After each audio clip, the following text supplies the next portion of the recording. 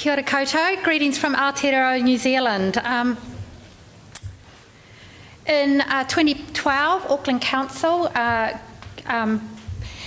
developed a new waste management and minimisation plan, and this was bringing together 7 legacy councils into one plan, and it's one of the largest transformation of waste services in the Southern Hemisphere. So the major challenge is to get 510,000 households from across the very socially and culturally diverse communities of Auckland on board. So our councillors, our governing body, had an imperative, and that was to provide additional support to some of Auckland's most vulnerable communities. So our purpose is to mobilise communities to minimise household waste by 30% by 2018 as one of the milestones towards zero waste by 2040. So a community development approach has been undertaken in some of Auckland's lowest socio-economic communities to prepare for the changes to services and to minimise waste. So this approach is unleashing community passion and leading to innovative waste initiatives led by local people. So this presentation will give a little glimpse of what's beginning to happen. So first of all, I just set the scene because the area I'm going to talk about particularly today is South Auckland, so which is approximately a population of 250,000 people. It has a very high Māori and Pacific Island population and also a growing Southeast Asian communities. High unemployment, larger households, low home ownership, and a very high youth population. Under the previous Legacy Council, there were no restrictions to how much rubbish people put out. We have had some of our most highest illegal dumping that happens in this area of Auckland. So as Auckland moves to disposer pays for refuse, this will have a huge impact on many families living in these communities. So I was given the task to say, how do we get our South Auckland communities on board with waste, knowing that traditional ways of working haven't been that effective. And so myself and a colleague decided to take a real inquiry approach because we didn't really have a clue. And so we went out and we talked to hundreds of people. We talked to community leaders, we talked to community organisations, church pastors, businesses, and said, what would it take to get you and your community, your families on board with waste? And so first of all, people said, actually, we've never really thought about waste. And so they were interested to find out a bit more. And when we started to talk about it, they talked about it needs to be connected to the things that we care about. We care about food, we care about health and well-being, and we're really community-minded. We want to work in ways that we get to know our neighbours. We want to see not council coming out and delivering this message, but our own local people and local communities actively involved. So they also talked about not just seeing waste as about rubbish, but also about wasting people's potential. So how could it be used to kind of grow skills and knowledge and employment for local people? And how could we not just take an individual household approach, but also a community building approach? So we then co-designed with communities an approach that really put communities at the centre, and it really focused, which some of you have already talked about here today, about how do you also get holistic and integrated outcomes? How does engaging with waste also bring social and cultural and economic outcomes for families and communities? And within council, we've got a thriving communities policy, and it was also how do we give life to this policy? And so we branded ourselves community waste, small actions with a big impact. So this approach is about putting communities in the driver's seat and partnering and resourcing local and respected community organisations to enable this work to be community-led, with council supporting. So I'm just going to show a little video of what this looks like. I'm hoping that...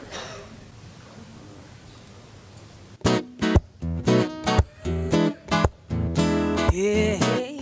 So welcome to Randwick Park Community Garden. One of my roles is basically to reduce, reuse, recycle and talk trash to everyone. My name is Halala. I'm one of the local waste champion. Hooray! The people that we door knocked on, they were supportive of what we were doing. It was important for them because a lot of them had some good questions for us. A lot of them didn't know how to recycle right. This is not only what you're wearing, the passion to reuse or reduce or redesign, you know. This is the main concept. We don't want people come to us, give it to donate only us. No, they can use their own stuff. They can be creative. We're just a collective of organisations in Otara who are all passionate about the same thing, which is inspiring communities and also inspiring communities around how we can repurpose and reuse the waste that we produce in our own backyards.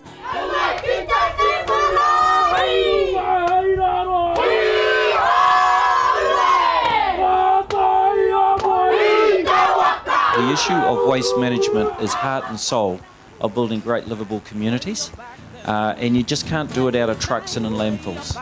You mostly got to do it in the community and to get people to really own the solution.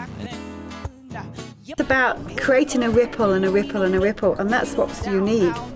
So some people in rap are very tight. There's a really tight group that keeps showing up, and then there's other people on the edge, and then there's one on the further edge, but in their own way they're getting excited about contributing to their community. And who would have thought that we can start to grow a community through the rubbish? And that's what's happening, you know. Move on, move on, move on. Said I don't know the way to go to make it.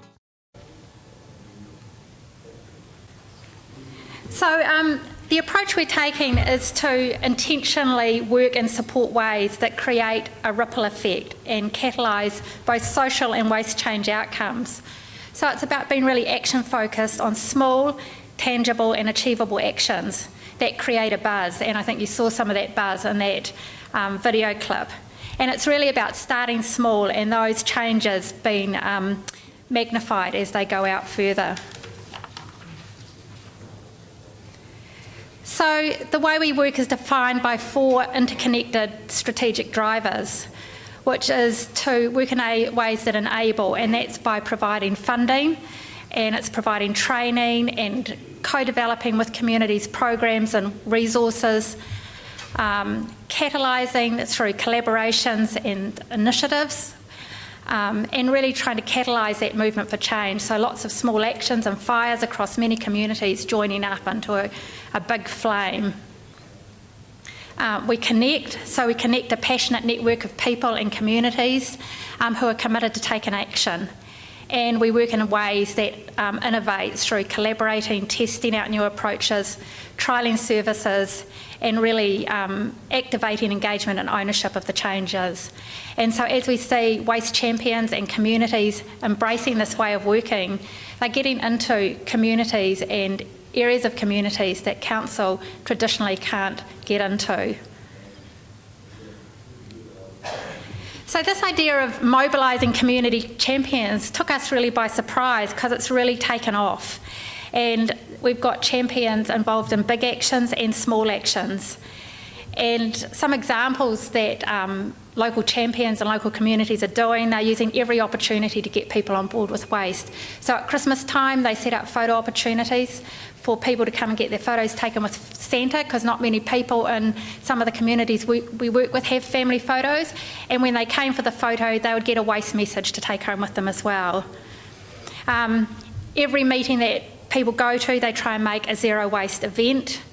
One community each year does what they call their sweet talks, so they have little sweet treats and they engage their community in planning what does it mean to be a waste-wise and caring community. They take waste reduction message into low-budget cooking classes, set up sustainability action groups, create their own door-knocking campaigns, and our Pacific champions often take their messages into churches and linking it with biblical messages. So it's very vibrant. And one of our community champions, we had one of our networking events, and she was talking about how, for her history had been one of, she was a recovering drug addict, she'd been in prison, and she'd really embraced this work with waste. And she talked about how it was keeping her well, but also that it was really creating change in her community, because it was really safe to talk about waste in a community where there was a lot of drug and alcohol issues, there was a lot of abuse, and there was a lot of challenges. And so this talking about waste was a really great way to connect people with each other, and it was something that people could have control over and make a difference. So something else that's really helped to have a big impact and help change mindsets is to take busloads of community people to our transfer station, and they see the huge volume of waste, so that whole scene is believing.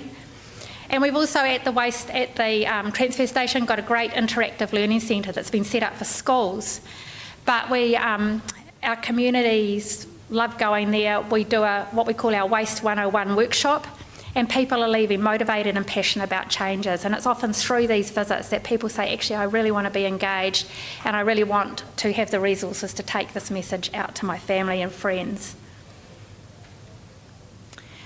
We bring together our networks of champions and communities about 4 times a year, and we just call it our skill share.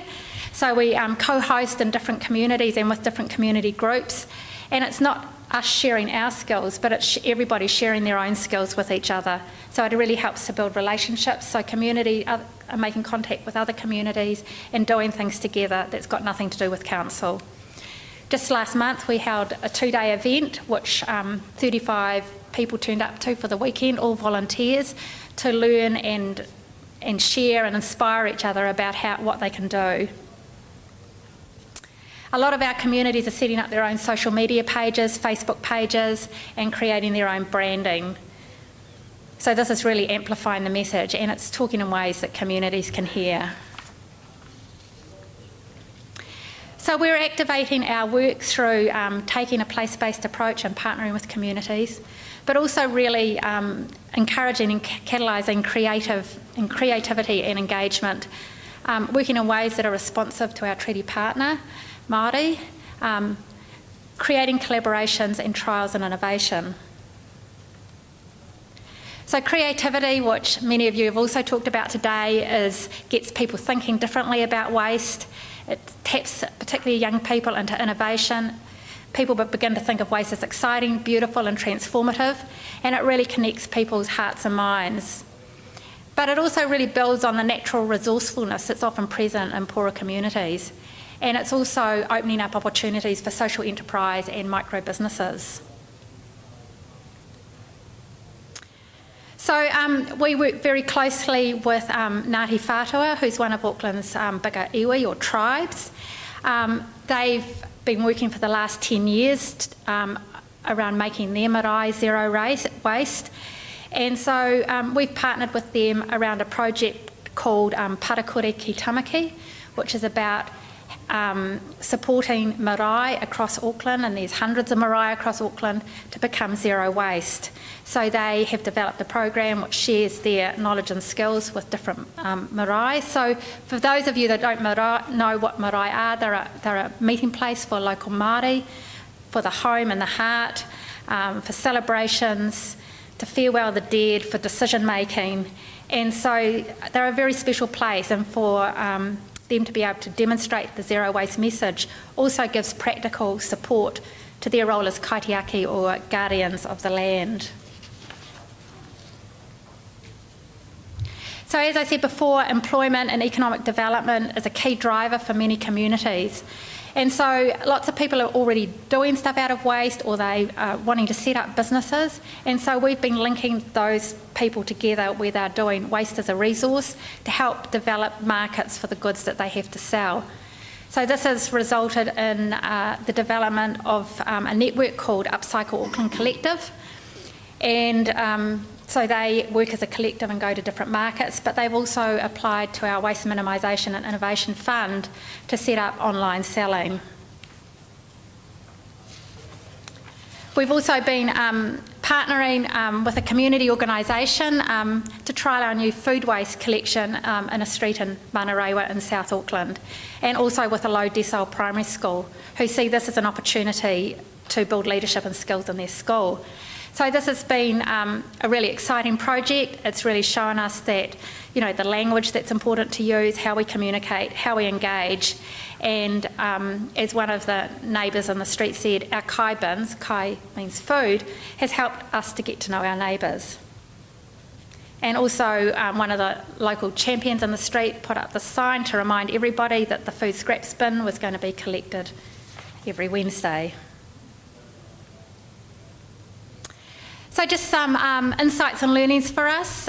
I think that whole idea of starting small, joining up and spreading the love. It's not about a one-size-fits-all approach. This idea that we've kind of really been developing has been really kind of tight and focused on the outcome that we're going for, which is waste minimisation or waste reduction, but loose and flexible on how you get there. So for different communities, it'll be about different ways of working that really come out of the strengths and the skills that sit within their communities. It's all about relationships, relationships with council and communities, relationships with each other. They get a lot done. The approach of engaging communities and understanding the problem, but being part of designing the solutions going forward, is really catalysing communities to really take ownership and you know, spread the work across their communities, but it's also influencing us within council to do things differently. Communities are wanting to be, not just do the doing, they're wanting to be part of the policy development, they want to drive their own campaigns, and they're really becoming engaged in advocacy. So it's not all plain sailing, it's messy, it's challenging. We don't know how this will kind of play out in terms of behaviour change, which we know is a really hard nut to crack on a population basis, but it is fun and it is exciting to see the passion that's been galvanised. Thank you.